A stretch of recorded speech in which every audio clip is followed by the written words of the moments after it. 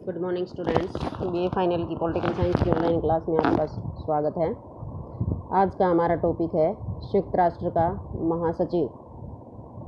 संयुक्त राष्ट्र के महासचिव को सर्वाधिक महत्वपूर्ण प्रशासकीय अधिकारी माना जाता है। चार्टर के अनुच्छेद 97 में इसके एक प्रमुख अधिकारी के रूप में संज्ञा दी गई है।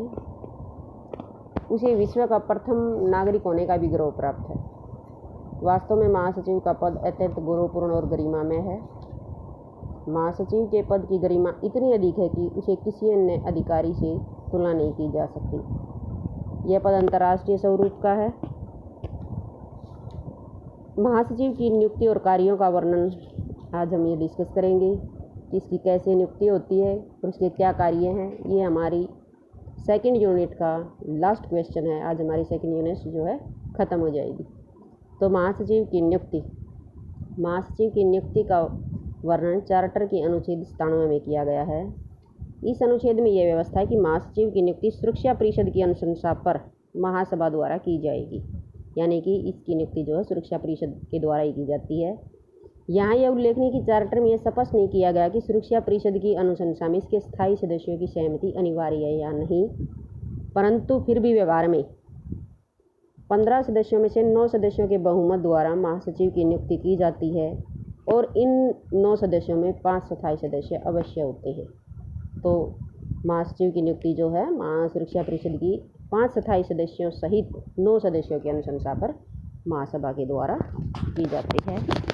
महासभा के चुनाव के विषय में गतिरोध। तो 1971 और 76 में संयुक्त राष्ट्र के महासचिव के पद पर नियुक्त किए गए थे ये डॉक्टर कुर्ट वाल्डहीन। उसके बाद 31 दिसंबर 1981 को उनका कार्यकाल पूरा होने से पहले नए सचिव की नियुक्ति करना अनिवार्य था। तो 28 दिसंबर 1981 को सुरक्षा परिषद ने इस पद की प्रत्याशी की अनुशंसा करने के लिए 2 प्रत्याशियों में से एक का चयन करने का प्रयास किया था। डॉक्टर कुर्ट वाल्डहीन भी थे खुद प्रत्याशी और दूसरे प्रत्याशी थे तंजानिया देश के विदेश मंत्री सलीम अहमद सलीम। इन दोनों प्रत्याशियों में से कोई भी प्रत्याशी सुरक्षा परिषद के सदस्यों के निश्चित मत प्राप्त न कर सका। सुरक्षा परिषद उस प्रत्याशी को इस पद के लिए अनुशंसा करती है जिसे सुरक्षा परिषद के 15 सदस्यों में से कम 9 सदस्यों के मत प्राप्त हो, और इन 9 सदस्यों में सुरक्षा परिषद के 5 स्थायी सदस्य होना अनिवार्य है। यदि कोई भी एक स्थायी सदस्य किसी प्रत्याशी के विरोध में अपने मत का प्रयोग कर देती है तो उसके नाम की सिफारिश नहीं की जा सकती। यदि कोई स्थायी सदस्य अपने मत का प्रयोग ही न करे तो यह उसके निषेधाधिकार का प्रयोग नहीं समझा जाता और उसके मत का प्रत्याशी न तो पक्ष और न ही विपक्ष में गिना जाता है। जो वोटिंग करेगा, इसका मतलब यही है कि जो भी सदस्य वोटिंग में भाग लेगा उसी की काउंटिंग होती है। अगर कोई स्थायी देश वोटिंग में भाग ही नहीं लेता तो उसके मत की काउंटिंग न पक्ष में होती है न विपक्ष में होती है। एक बार फिर अक्टूबर 1981 में किसी भी प्रत्याशी को नहीं चुना जा सका क्योंकि चीन ने कुर्ट वाल्डहीन के विरोध में और संयुक्त राज्य अमेरिका ने सलीम अहमद सलीम के विरोध में अपने मतों का प्रयोग किया था। दोनों देशों ने अपने वीटो पावर का यूज कर दिया। एक ने वाल्डहीन के खिलाफ और एक ने सलीम के खिलाफ। 18 अक्टूबर 1981 को संयुक्त राष्ट्र ने इन दोनों प्रत्याशियों में से एक का चयन करने के लिए एक बार पुनः प्रयास किया, परंतु चीन और अमेरिका ने पुनः अपने निषेधाधिकार का यानी कि वीटो पावर का प्रयोग करके इस प्रयास को असफल बना दिया। इसके पश्चात इन दोनों प्रत्याशियों ने अपने नाम वापस ले लिए और 13 दिसंबर 1981 को सुरक्षा परिषद ने 7 प्रत्याशियों में से पेरू देश के जेवियर पेरेज डी कुइयार का चयन किया था और महासचिव पद के लिए उसे नियुक्त करने के लिए महासभा को अनुशंसा की थी और महासभा ने उन्हें इस पद के लिए निर्वाचित किया था। इन्होंने जनवरी 1982 को अपना पद संभाल लिया था। तो ये महासभा के चुनाव से संबंधित गतिरोध भी उत्पन्न हो जाता है, जहाँ वीटो पावर वाले देश जो 5 हैं वो कई बार जो है गतिरोध उत्पन्न कर देते हैं। कार्यकाल।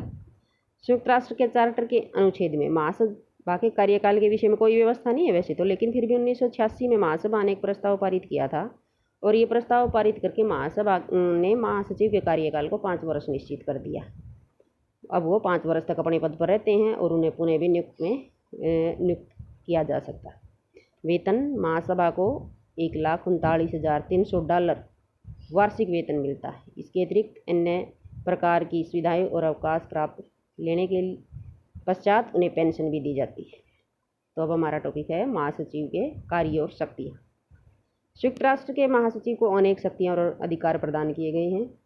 उसमें सबसे फर्स्ट है हमारा प्रशासकीय कार्य। संयुक्त राष्ट्र के चार्टर के अनुच्छेद 97 ने महासचिव को संयुक्त राष्ट्र का प्रमुख प्रशासकीय अधिकारी घोषित किया है। ये हम पीछे स्टार्टिंग में ही पढ़ा था हमने कि हमारा ये प्रशासकीय अधिकारी है यूएनओ का सबसे प्रमुख। महासचिव अनेक प्रशासकीय कार्य करता है, जैसे सचिवालय के अन्य अधिकारियों की नियुक्ति, सचिवालय के कर्मचारियों की नियुक्ति, सूचनाएं संग्रहित करना, प्रलेखों का तथा सामान्य दस्तावेजों का उचित वितरण करना आदि।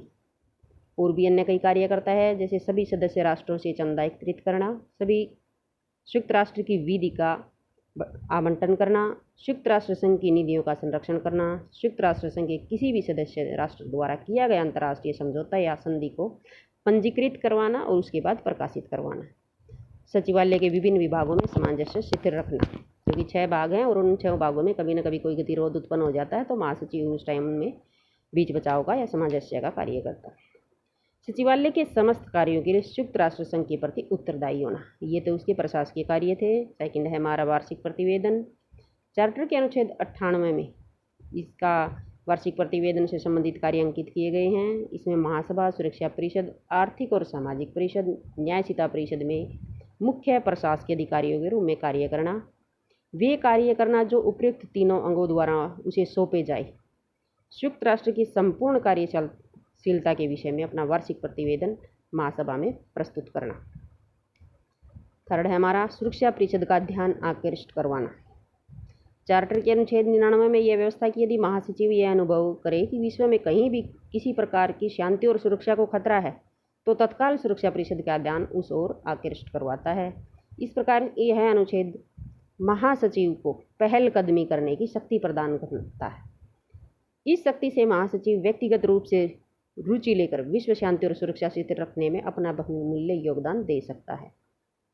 स्टीफन हेम सेवेल के अनुसार अनुच्छेद 99 द्वारा महासचिव को निम्नलिखित शक्तियाँ और भी प्राप्त हैं। वो है महासचिव के किसी विषय को सुरक्षा परिषद की कार्यसूची में रखने का अधिकार है, कोई भी राजनीतिक निर्णय लेने का अधिकार है, सुरक्षा परिषद के सामने ऐसी आर्थिक और सामाजिक घटनाओं को प्रस्तुत करने की शक्ति जिन्हें राजनीतिक परिणाम निकलने की संभावना हो, सुरक्षा परिषद के विचार के लिए प्रस्तावों का प्रारूप प्रस्तुत करने की शक्ति, राजनीतिक कार्यों में भाग लेने की शक्ति, सुरक्षा परिषद के पंच से विश्व जनमत को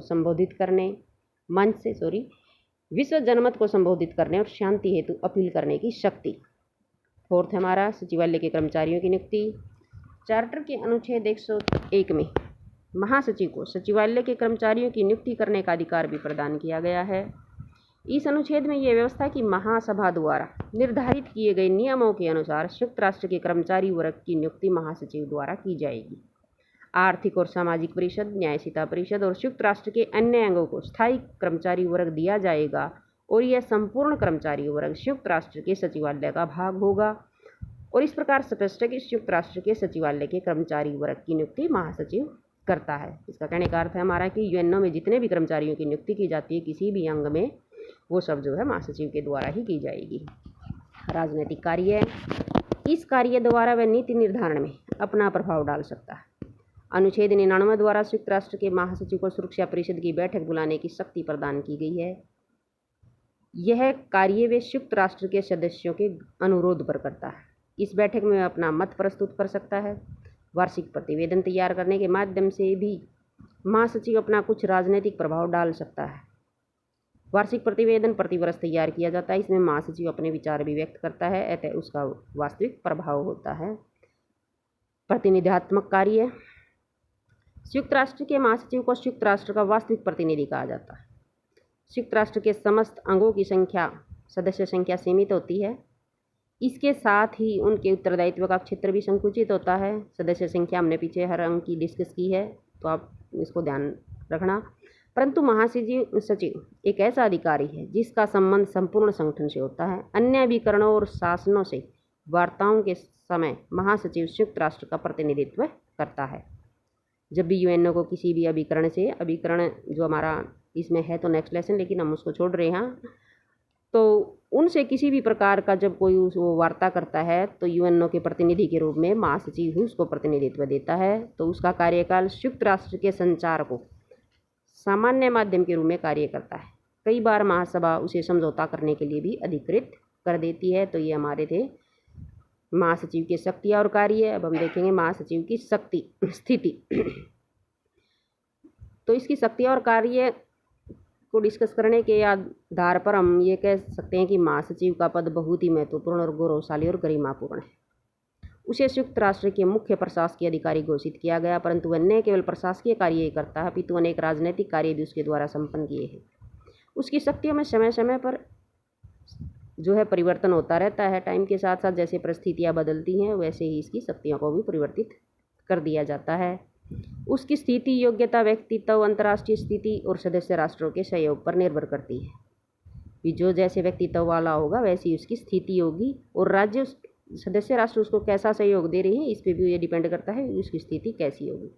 उसे एक अंतर्राष्ट्रीय सैन्य सेवक, विश्व का प्रवक्ता और निष्पक्ष अधिकारी के रूप में भी देखा जाता है।